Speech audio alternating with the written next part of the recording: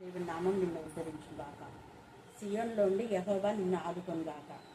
ఆయన నీ నైవేద్యములన్నింటినీ జ్ఞాపకం చేసుకొనుగాక. నీ దహన బలులను అంగీకరించుగాక. నీ కోరికను సిద్ధింపచేసి నీ ఆలోచన యావత్తు సఫలపరచుగాక.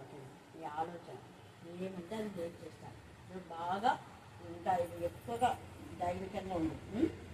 తర్వాత అంటున్నాడు కదా, యెహోవా నీ రక్షణ బట్టి మేము ఉత్సాహం చేయించున్నాము. మా దేవుని నామం బట్టి మా భోజనం వచ్చుతున్నాం. నీ ప్రార్థనలన్నీ యెహోవా సఫలపరచుగాక. యెహోవా తన అభిషిక్తులను రక్షించని నాకు ఎప్పుడు తెలియదు. దేవుని బిడ్డలను దేవుడు రక్షిస్తాడని అప్పుడే మనకు అర్థమైపోతుంది. ఇప్పుడు నువ్వు కూడా పెట్టినాడు వాట్సాప్లో. అవును, సాయం చేస్తున్నాను, దేవుడు సాయం చేశాడు. మీకు ఆ బిడ్డ కట్టేది కూడా దేవుడు ఖచ్చితంగా సాయం చేస్తాడు.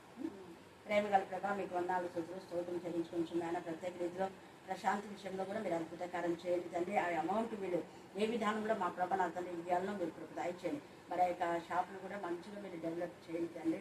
దేవా మెడికల్ షాపులో నా ప్రభ మరి యొక్క చీరల షాపు కూడా మీరు ఆశ్రయించండి. మీ పైన మీరు ఆధారపడుతుంది. దుష్టశక్తి అన్ని కూడా వెళ్ళాయిపరచండి. ఈ ఇంటిలో మీరు రక్తంలో ప్రకటించమని ప్రార్థిస్తున్నాను. అలాగే నా ప్రభ కుమార్తె డాక్టర్ కోర్స్ చేస్తుంది నా ప్రభ. ఇంకా నా ప్రభ హౌస్ సర్జన్ ఎక్స్రే చేయబోతుంది. మీ కృప దయచేయండి. ఒక మంచి డాక్టర్గా ఊళ్ళో రాలేదుగా ఆమె మరి చేయడానికి మార్గం సాధన చేయమని ప్రార్థిస్తున్నాం.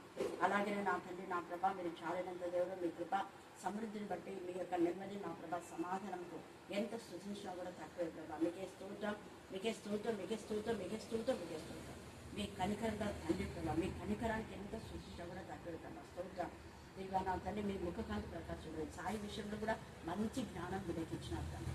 ఇంకెప్పుడు నా ప్రభా అందులో నేను ఉండను అనే మాట అనకుండా దేవా ఎల్లప్పుడూ నేను ఆనుకొని జీవించడానికి ఇప్పుడు దయచేయడం జ్ఞానం వివేకం దయచేయమని అక్కడ వాళ్ళు కూడా మంచి ఇప్పుడు పిల్లలు ఇవ్వడానికి ఇప్పుడు దయచేయమని నా జయిస్తున్నాం ప్రార్థిస్తున్నాం తండ్రి. ఆమేన్, ఆమేన్, ఆమేన్.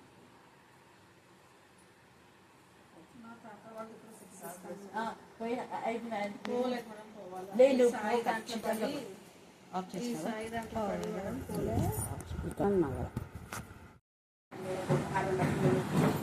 మరి ముఖ్యంగా నా తల్లి చూసి నాకు తిరిగి ప్రిన్సిపల్ వాళ్ళు జాయిన్ కావడానికి మార్గం చాలా చేసినది కూడా మీకు అలా తెలుస్తున్నాం. లేదా అవి కూడా మీ జ్ఞానాత్మకరించారు. దాన్ని ఎక్కువగా లేదా మీ అవిని భార్యను కూడా మీ జ్ఞానాత్మకం వాళ్ళు బ్యాంకుల్లో ఉంటుండగా మీ సన్నిధాన్ని పేరుపరచారు. పిల్లలు కూడా నా తల్లి రాష్ట్రించండి. జ్ఞానానికి మీరు బరాబు చెందుతా కూడా మీకు రావచ్చు. అనితను అక్కడ భర్త పిల్లలు బట్టి తీసుకుంటున్నాం. మరి చూసిన వాళ్ళ యొక్క తల్లిదండ్రులు కూడా మా తల్లిని ఆశ్రయించండి. తల్లిని లేదా నా అక్క బిడ్డలు మీరు జీవించాలని ప్రార్థిస్తున్నాను సార్. రాకపోకల్లో మీ బిడ్డను పేరుగా ఉంటారు. ముఖ్యంగా విశ్రాంతి కావాల్సిన ఆరోగ్యాన్ని బలాన్ని శక్తిని నెమ్మది సమాజం కలిగించాలి. పక్షంగా మీరు ఉన్నారు. మీ నెమ్మది కాంపలేదు అయితే ఎన్నాడు చీకటి శక్తిని కూడా గర్దించమని కాదు వాళ్ళంతా దేవా కనికరించడానికి మీకు ఆలోచిస్తాం. సమస్త జ్ఞానం గురించి దేవుని సమాధానం దాయించడం నీకు వందనాలు తెలుస్తూ ప్రతి బిడ్డ నా ప్రభా అనుగ్రహాన్ని బట్టి దేవ నా ప్రభా మరి అజయ్ అదే నా దేవ అలాగే మీరు కుటుంబాలన్నీ కూడా మీరు నానానికి అభివృద్ధి చెందడానికి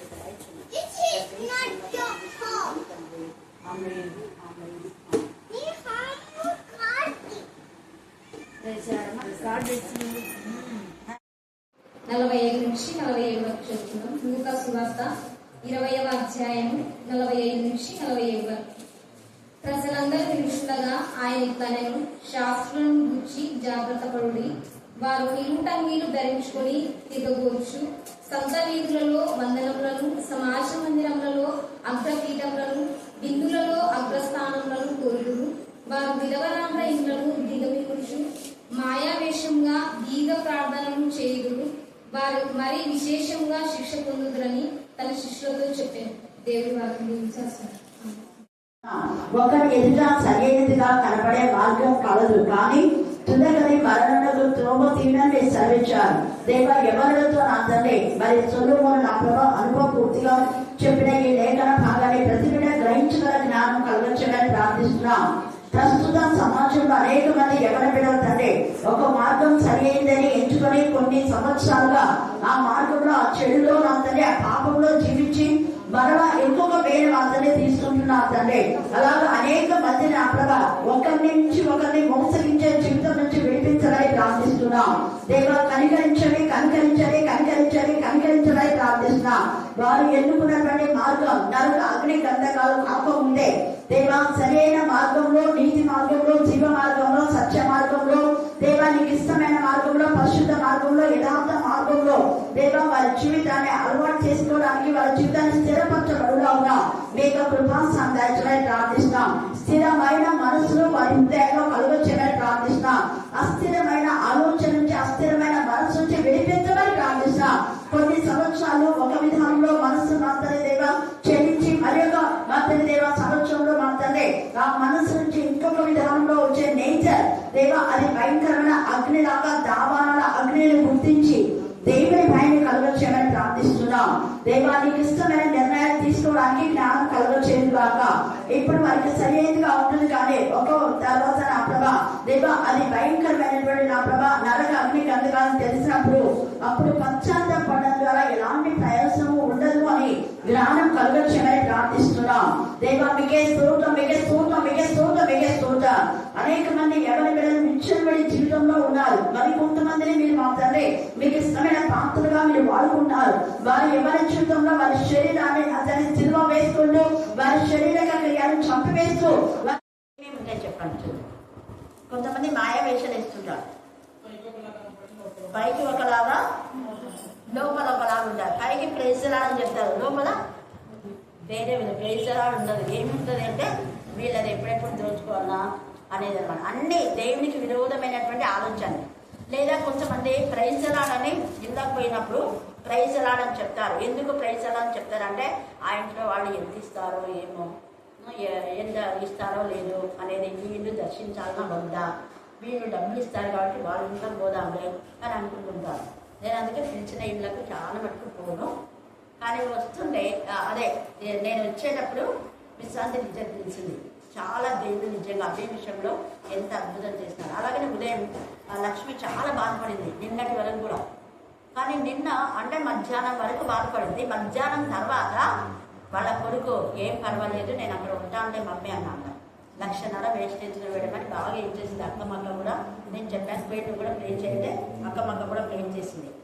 కానీ దేవుడు అద్భుత రీతిగా ఆ కుమారుతో మాట్లాడి నేను ఉంటానులే మమ్మీ అని చెప్పినందుకు సంతోషంతో నాకు ఉదయం కాల్ చేసింది. సరే నేను వచ్చి ఒకసారి ప్రేయర్ చేశారమ్మా, అన్నీ ఏమేమో తీసేశారు కదా మీరు అని చెప్పినప్పుడు వెళ్ళి ప్రేయర్ చేయడానికి దేవుడు కృప చూపించారు.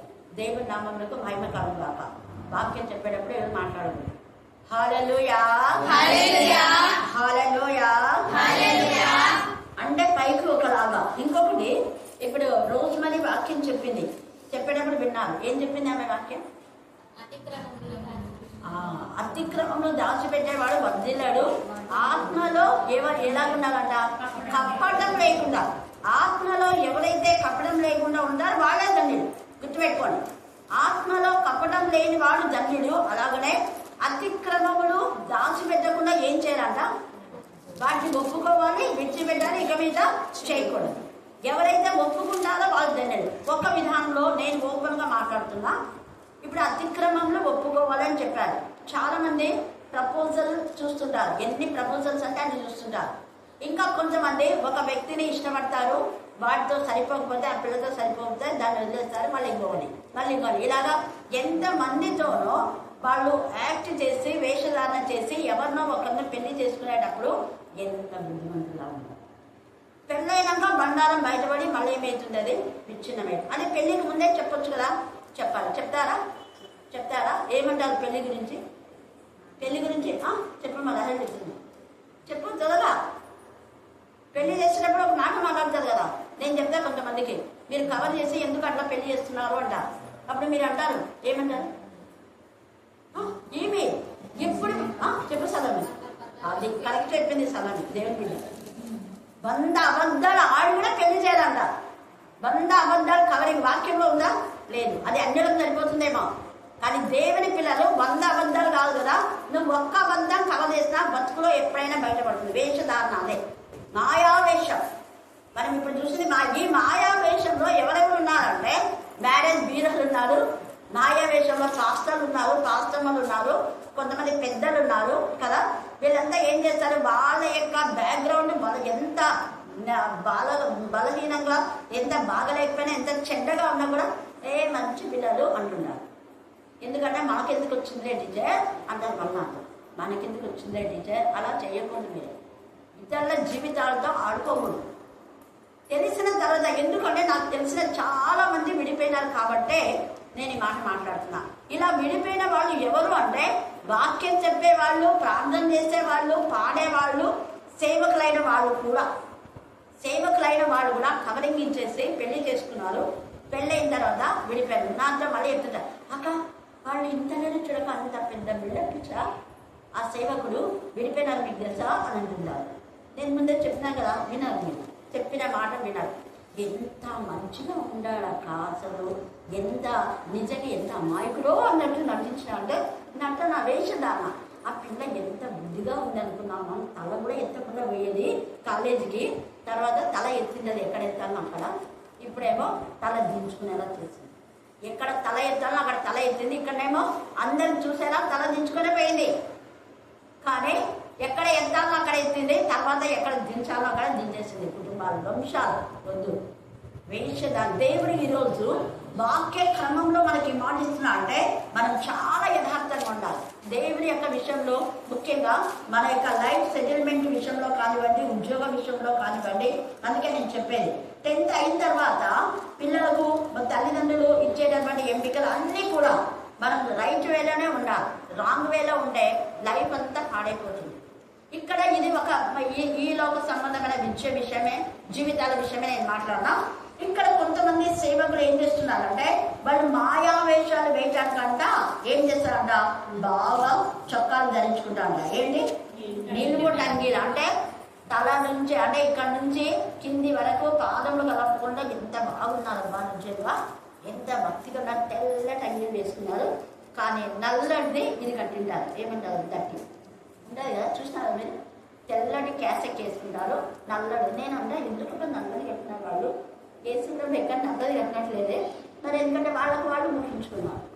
ఆ నల్లది అంటే వాళ్ళ నలుపు ఒకటి ఉండేది. అంటే నల్లది ఉన్నంత మాత్రానని నేను చెప్పడం లేదు, కానీ వాళ్ళ హృదయము దేవునికి విరుద్ధం. పైకేమో తెల్లగా వేసుకోవచ్చు, వేసుకున్నంత మాత్రాన వాళ్ళు తెలుపని కాదు. ఎందుకు అంటే చాలా అనుభవాలు. మా చెల్లి అది ఆ సేమ్ స్కూల్లో చదివింది, అంటే కాలేజీలో చదివింది. తన ఇంటారు ఆ టైంలో హాస్టల్లో ఉండేటువంటి పిల్లలు తనకు బాగా క్లోజ్ ఫ్రెండ్స్ ఇద్దరు ఉన్నారు. మా చెల్లికి ఎక్కువ ఫ్రెండ్షిప్ చేయదు ఎవరితో.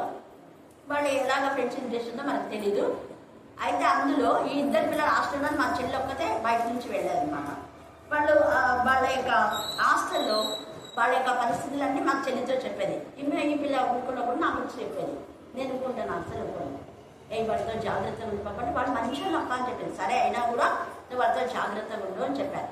ఇద్దరు మంచి పిల్లలే, క్యారెక్టర్ మాత్రం మంచిదే. అయితే ఏం జరిగిందంటే ఆ హాస్టల్లో చాలామంది నమ్స్ ఉంటారు, తర్వాత పోపులు కూడా ఉంటారు, నమ్స్ ఉంటారు, బిషప్లు కూడా ఉంటారు. వాళ్ళలో ఒక పిల్ల, ఇద్దరు ఫ్రెండ్స్ హాస్టల్లో ఉన్న పిల్ల, ఒక పిల్ల ఆ యొక్క మరి నమ్స్ చేసేటటువంటి ఒక పాపని ఆమె చూసింది. ఆ పిల్ల చూసింది కదా అని చెప్పేసి వెంటనే ఈమె ఏం చేస్తుందంటే పరిగెత్తుకుంటా ఆ పిల్ల రూమ్ వరకు పోయింది. అప్పటికి ఇంకొక ఫ్రెండ్, ఈ పిల్ల ఒక్కతే ఉంది, లోపలికి పోయింది రూమ్లోకి. ఇంకొక పిల్ల బయట ఏదో రీడింగ్ చేస్తుంటే ఏమో సంథింగ్ ఇంత కదా, లోపలికి పోలేదు. అప్పటికి అట్లనే ఈమె పోయి ఆ పిల్లని బాగా గర్దించి గొంతు పట్టుకొని నువ్వు ఎవరికి చెప్పొద్దు అని చెప్పినట. నేను చెప్పని ఆ పిల్ల అంటుంది. అన్నప్పుడు కరెక్ట్గా ఇంకా ఈ పిల్ల పోయేసరికి చెయ్యి తీసేసి దుర్కే మామూలుగా ఏదో ఒకటి చెప్పేసి వెళ్ళిపోయింది. ఈ పిల్ల అంటే భయపడుతుంది, చెండు అర్థం కాలేదన్న. ఏంటి ఇలా భయపడుతున్నాను అంటే ఆ పాప ఏం చెప్పలేకపోతుంది. తర్వాత ఏమైపోయింది అంటే మరుసటి రోజు ఆ పిల్ల ఊరేసుకొని చచ్చిపోయిందని తెలిసింది. కానీ యాక్చువల్గా ఆ పిల్ల ఊరేసుకొని చావలే, వీళ్ళు చంపారు. అది కూడా ఎలాగా, ఈ పిల్ల ఇంకొక పిల్ల చూసింది పరిగెత్తుకుంటే మా చెల్లి దగ్గరికి వచ్చింది. ఆ పిల్లకి హాస్టల్ లేదు అని చేయలేదు కదా, అది కొంచెం స్టోరీ అని. అయితే వచ్చిన తర్వాత మా చెల్లి చెప్పింది, అక్క ఇలా జరిగింది అక్క, ఇలా మన దగ్గర ఉంటుంది, ఆ పిల్లని సర్చ్ చేస్తున్నారు, ఆ పిల్లని కూడా చంపాలని చూస్తున్నా, ఇది జరిగింది ఇట్లా అంటే. అప్పుడు ఆ పిల్ల రాత్రి చెప్పిందంట. రాత్రి ఆ పిల్ల అంటే జరిగిన విషయం అంతా ఈ ఫ్రెండ్ చెప్పింది కాబట్టి బయటపడింది. చెప్పింది పొద్దున్నే అందరు స్కూల్కి వెళ్ళిన తర్వాత మళ్ళీ వాళ్ళు స్కూల్ నుంచి లంచ్ బ్రేక్ వస్తారు కదా, ఒకటికి వచ్చేటప్పుడు ఆ పిల్ల చనిపోయి కిటికీకి బ్రేసుకొని ఆ పాప చనిపోయేది కదా, అసలు డేర్ అని ఈ పాప చెప్తా ఉంది. జరిగిన విషయం ఇది. కానీ దాని గురించి ఇంకా పోలీస్ ఎంక్వైరీ అనేది కొంచెం జరిగిందనుకోండి. ఈ పాప అయితే చదువు మానేసింది. ఇంకా ఎందుకులైనా వాళ్ళని త్వరగా పెళ్లి చేసినారు. ఆ పాప బాగానే ఉంది. ఇంకొకరు కూడా ఇలాగనే సేమ్ సెయింట్ జోసెఫ్లోనే వాళ్ళు ఎవరంటే మన పాస్టర్ గ్రాండ్ సాగర్ పాస్టర్ వాళ్ళ భార్య వాళ్ళంతా మాకు చర్చ్ మెంబర్స్ అయ్యి వాళ్ళ అక్క విషయంలో ఒకసారి భయపడి మా ఇంట్లో 2 months పెట్టినారు వాళ్ళు.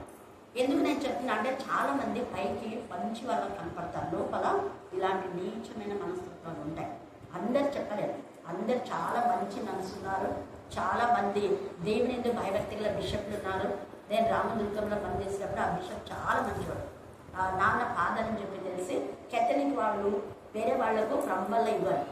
కానీ నేను ఇక అక్కడ ఆత్మీయంగా పిల్లలందరినీ ఎదురు చేస్తున్న విషయంతో నేను ఆళ్ళకి వెళ్ళేదాన్ని చర్చికి. వాళ్ళు అంతా కమ్మ కనబడదు కాబట్టి ఎందుకు లేని, కానీ అంత దూరం ఎందుకు వెళ్తారు మేడం, రండి మా చర్చికి, ఏం కాదు, వీళ్ళు దేవుని ఆత్మతో నింపబడినారు అనేసి పాపం కమ్మ బల్లలో కూడా నాకు పార్టిసిపేట్ చేశారు. హల్లెలూయా హల్లెలూయా హల్లెలూయా హల్లెలూయా.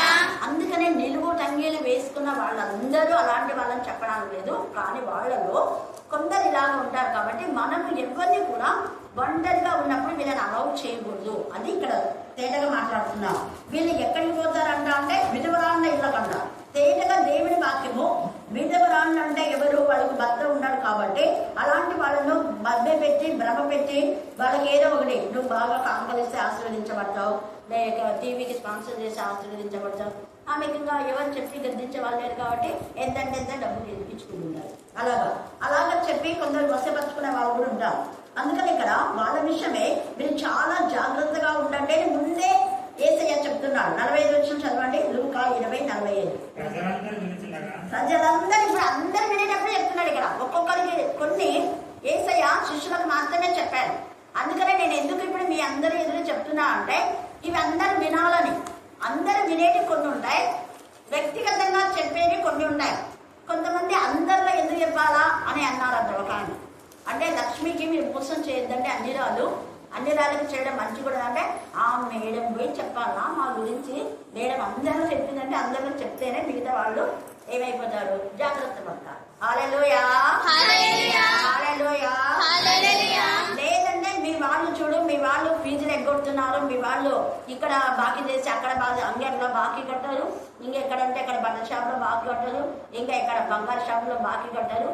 బాకీలు కట్టకుండా వేషధారణ కట్టమంటారు, మోసం చేసేవారు. అయ్యో ఎంత మంచిగా వీళ్ళు కనెక్ట్ కట్టాలని వాళ్ళు ఇచ్చింటారు. నమ్మక ద్రోహులుగా ఉండకూడదు. అందుకనే మనం చాలా జాగ్రత్తగా ఉండాలి. ఇక్కడ ప్రజలందరూ ఎదుట ఇది అందరు విని తెలుసుకోవాలనే యేసయ్య ప్రజలందరూ చూచుచుండగా వినిచుండగా ఈ మాట చెప్పినా అంట. సీక్రెట్గా చెప్పాలా, సీక్రెట్గా ఇదిగో ఆ శాస్త్రి గురించి జాగ్రత్తగా. నేను కూడా అందుకనే డైరెక్ట్గా మైకులో అయిపోయింది. అర్థమైందా? నేను వాళ్ళు అంటే మైకులో చెప్పకుండా నేను వాళ్ళని ఏమంటే ఏమనొచ్చు, కానీ అది ఎవరు వింటారు, దేవుడు వింటాడు. అందుకనే ఎవరు విన్నా వినకపోయినా యథార్థంగా ఉండాలి. ఇప్పుడు ప్రజలందరూ వింటుండగా యేసయ్య చెప్తున్నాడు. ఏమని చెప్తున్నాడు? శాస్త్రం గురించి ప్రత్యేకంగా మాట్లాడుతున్నాడు. శాస్త్రం గురించి ఇంకొక పరిచయం గురించి జాగ్రత్తగా ఉండండి అంటాడు. వాళ్ళందరూ నీతి మంత్రులు అంటారు, కానీ నిజమైన నీతి వాళ్ళ హృదయంలో ఉంటారు. అలాగనే ప్రధాన యాజకుల గురించి, అధికారుల గురించి జాగ్రత్తగా ఉండండి. వాళ్ళు సభలకు మిమ్మల్ని ఈడుస్తారు, కానీ వాళ్ళు ఏం చేస్తారంటే మీకు అనవసరమైన విధంలో మిమ్మల్ని బాధ పెడతారు. ఆ తర్వాత వాళ్ళ బ్రతుకులు నాశనం అయిపోతారు. వాళ్ళు అనుకున్నారు వాళ్ళు చేసేది దేవుడికి ఏదో మేము సేవ చేస్తున్నాంలే అని వాళ్ళు అనుకుంటారు. అపోస్తలుడైన పౌలు సౌలుగా ఉన్నప్పుడు నేను చేసేది రైట్ వేనే అనుకున్నాడు. దేవుని సేవ కదా ఇది, దేవుని సేవ, దేవుడు ఒక్కడే కాబట్టి ఈ యేసు అనే దేవుడు కాదు అనేసి మేము దేవుడికి పరిచయం చేస్తున్నాం.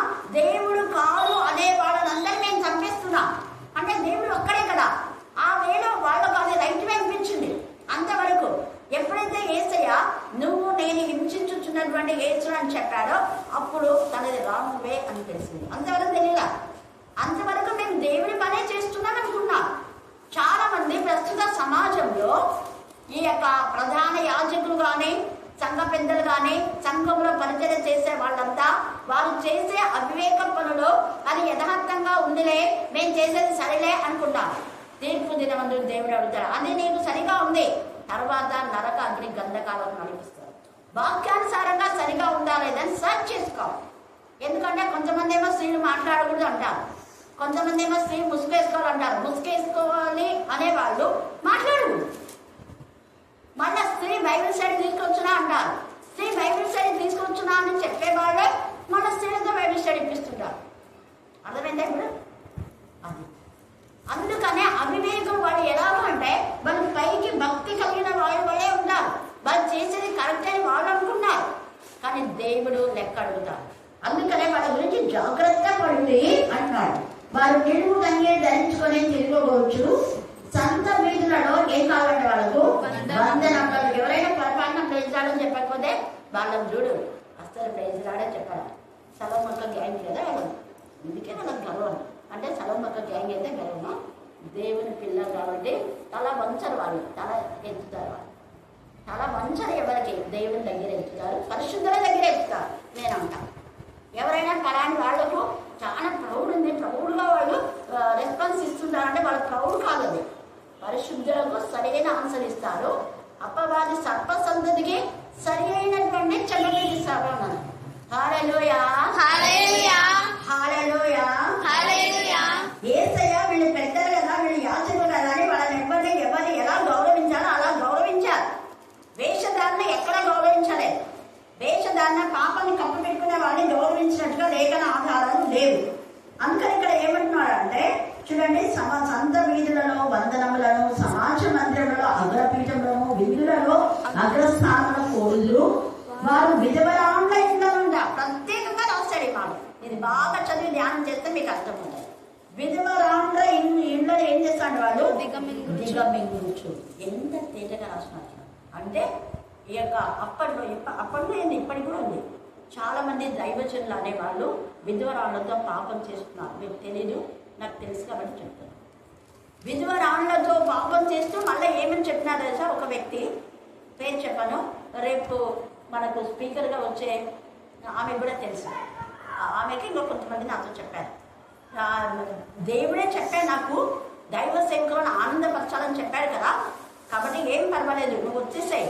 అదేంటి పాస్టర్ గారు మీకు భార్య ఉంది, నువ్వు అలాగ అనకూడదు నాకంటే, నువ్వు దైవజనులకు ఎదురు చెప్తావా? దేవుడు నీకు శిక్ష ఇస్తాడు, శాపం ఇస్తాను. ఇలాగ ఆనందించమని దేవుడు చెప్పాడా? చూడండి ఎంత నీచమైన విధానంలో. ఇంకా కొంతమంది దేవుడి మందిరానికి ఇవ్వలేదు కదా, నువ్వు ఈరోజు వచ్చింది కదా, నీకు లోన్ వచ్చింది కదా, లోన్ వస్తే దేవుడి మందిరంగా ఇవ్వలేదు. మందిరము పాడేతుండగా సడన్లీ వేసిన ఇళ్లలో మీరున్నారు కాబట్టి మీకు శిక్ష వస్తుంది చూడండి. నాకు ఒకసేపు చూడండి, ఇలాంటివన్నీ వాక్యంలో లేవు. వీళ్ళంతా ఎవరిని టార్గెట్ చేసుకుంటారంటే ఒంటరిగా ఉన్న ఆడవాళ్ళు. అందుకనే విధవరాళ్ల ఇండ్లను ఏం చేస్తున్నారు? చెప్పే పురుషుడు లేరు కాబట్టి ఎవరేం చెప్తే నమ్మేస్తున్నారు. విధవరాళ్ళు అందుకే ఇంటింటికి తిరగవద్దు అనేది వాక్యంలో. ఇంటింటికి తిరిగే వాళ్ళని విధవరాళ్ల లెక్కలో చేర్చవద్దు. వారు పవిత్రులైన విధవరాళ్ళు కాదు. పవిత్రులైన విధవరాలైతే పిల్లలను పెంచి దేవుని భయంలో, దేవుని యొక్క పరిశుద్ధుల సహవాసంలో, ఆ యొక్క దేవుని యొక్క మందిరం యొక్క పిల్లల దగ్గర నాడిమని సుందరి నీకు తెలియకపోయినా నీ పిల్లలు ఎక్కడున్నారు అంటే మంద కాపుల్లో గుడారంల దగ్గర పెంచారు. పరిశుద్ధుల యొక్క గుడారంలో, పరిశుద్ధుల సహవాసంలో పదే పదే పరిశుద్ధులు పరిశుద్ధులు పరిశుద్ధులని లేఖన భాగాలు చెప్తున్నారు.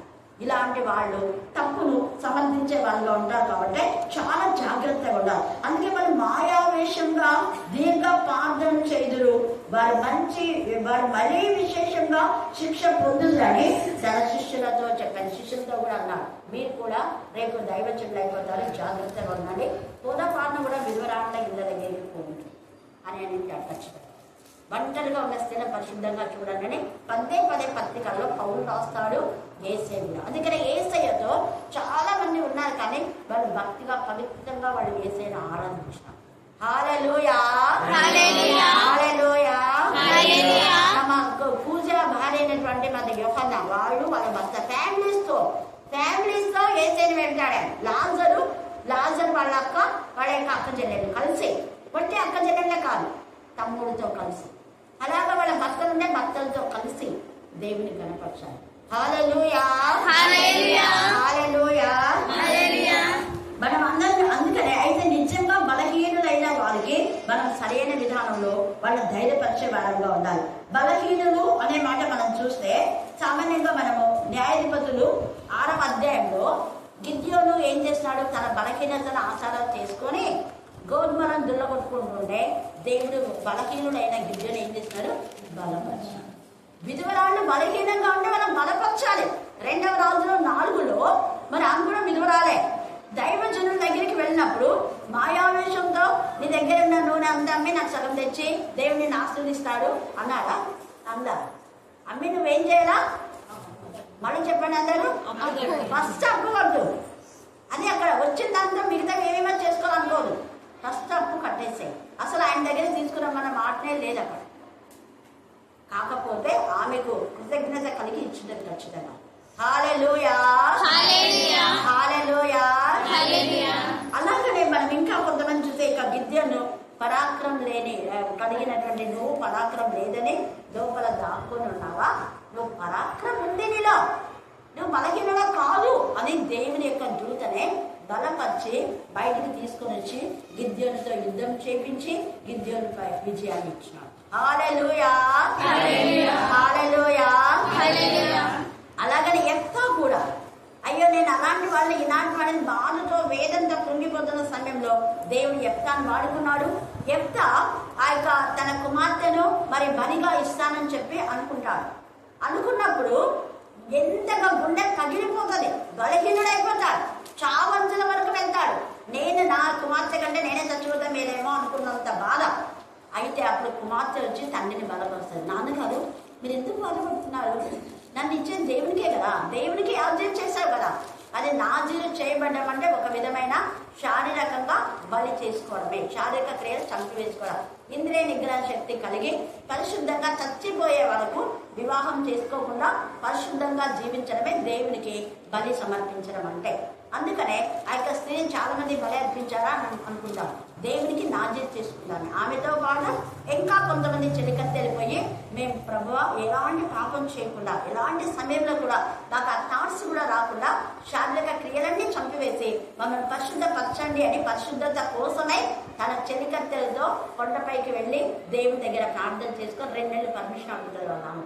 అప్పుడు వచ్చి తను పవిత్రంగా ప్రతిష్ఠించుకుంటారు. వాళ్ళు నాజీరు చేయబడినవారు. అందుకే ఇక లేఖన భాగంలో యేసయ్య అంటాడు, కొంతమంది నపుంసకులుగా పుట్టినారు స్త్రీ గర్భం నుంచి, కానీ మరికొంతమంది తమకు తాముగా నాజీరు చేసుకున్నటువంటి నపుంసకులుగా కాదు. ఈమె నపుంసకులు అంటే దేవదూత సమానులు, వాడు మామూలు వాడు కాదు. తమకు తాముగా నపుంసకులు కాదు. దానియేలు కూడా అంతే. షడ్రక్, మెషక్, అబేద్నెగో నపుంసకులే. అంటే దేవునికి నాజీరు చేయబడినటువంటి వాళ్ళు, వివాహం లేకుండా పరిశుద్ధంగా ఉండాలి అని నిర్ణయం చేసుకున్న వాళ్ళు, శారీరక క్రియలు చంపివేసిన వాళ్ళు. అంతేగాని వివాహం చేసుకోకుండా పాపం క్రియలు చేసేవాళ్ళు వేషధారు. అందుకని ఇక్కడ మాయావేషంతో వాళ్ళు వస్తారు. కాబట్టి చాలా జాగ్రత్తగా ఉండండి అని మాట్లాడుతున్నారు. ఇక్కడ యెఫ్తా బలహీనతలో తన కుమార్తె యెఫ్తాను బలపరిచింది. అలాగనే విధవరాళ్ళు ఈ యొక్క మరి ప్రవక్త బలపరిచినట్టుగా మనం లేఖన భాగంలో చూస్తున్నాం. ఎలీషా.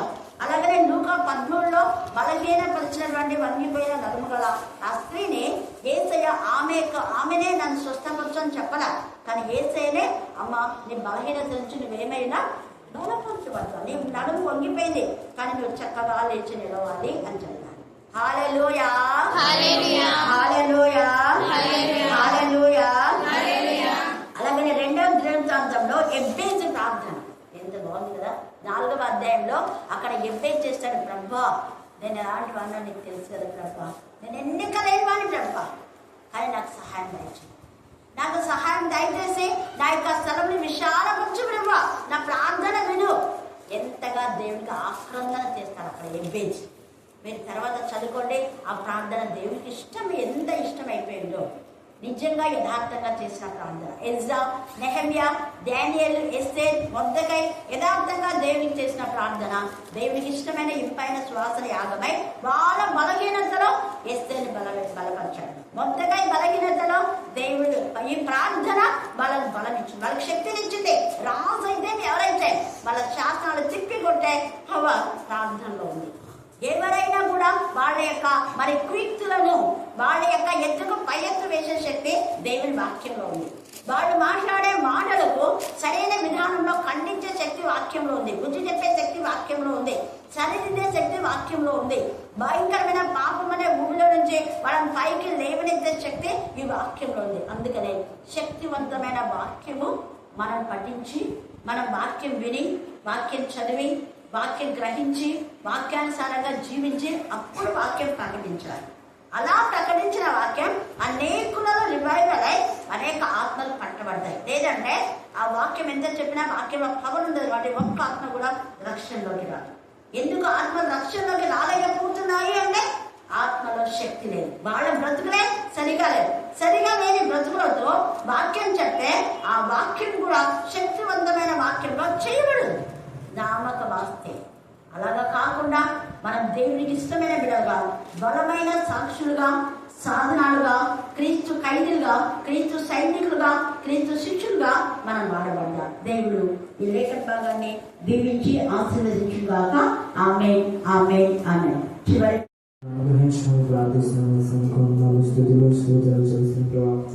అవును ప్రభా, ఆరాధనలో నీకు పనిచేసింది. మళ్ళీ ఎవరిని సన్నిధికి నడిపించామో వారిని నడిపించుకొని మహిమకరంగా మర్యాదకరంగా జరిగించుకోవడానికి ప్రార్థిస్తుంది. వాతావరణం అధ్యయనంలో ఉంచుకోమని ఏసీ నీకు స్తోత్రాలు చెల్లించుకుంటున్న ప్రభా, ఏసీ ఇక్కడ వచ్చిన ప్రతి ఒక్కరిని మీరు పేరు పేరును ఆశ్రయించమని ప్రార్థిస్తున్నాం. ఏసీ ప్రతి ఒక్క సమస్యను మీరు తీర్చగలరని ప్రార్థిస్తున్నాం. ఏసీ నీకు చెల్లిస్తుంది ప్రభా.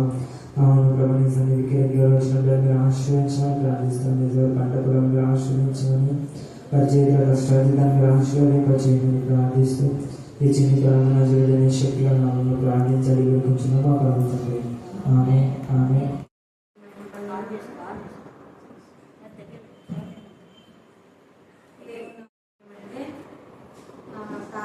అప్పుడు నాకు హెల్త్ బాగాలేదు, అయినా కూడా దేవుడు మంచిగా నాకు ఇచ్చినాడు.